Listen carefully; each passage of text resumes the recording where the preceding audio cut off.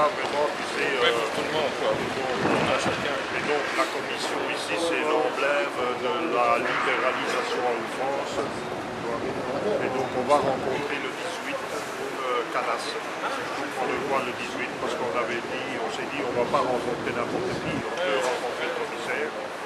Donc on va le voir, je veux dire, de visu, il est aussi vice-président du Parlement. Donc il est l'incarnation même de l'ultralibéralisme.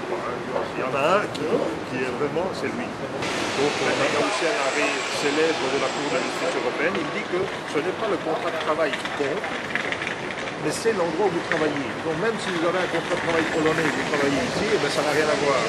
La législation, c'est la législation du pays. Et le troisième, c'est la directive détachement.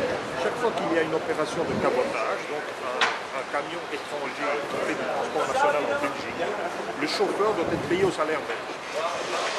Si on appliquait déjà ces trois-là, avec des sanctions sévères, avec des contrôles plus approfondis, 80 à 85% de tout le dumping social disparaît.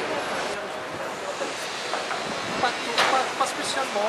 Par exemple, il y a, et on est tombé sur une société il y a peu, des travailleurs, par exemple belges, qui sont engagés par des sociétés portugaises qui ont des boîtes aux lettres en France.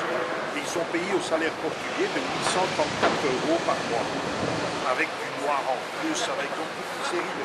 Donc c'est vraiment de l'exploitation qui n'a plus de frontières. Avant, on pouvait penser que c'était la grosse partie Europe centrale, Europe de l'Est. Mais non, aujourd'hui, il y a des boîtes aux lettres en Belgique, en France, aux Pays-Bas, en Espagne.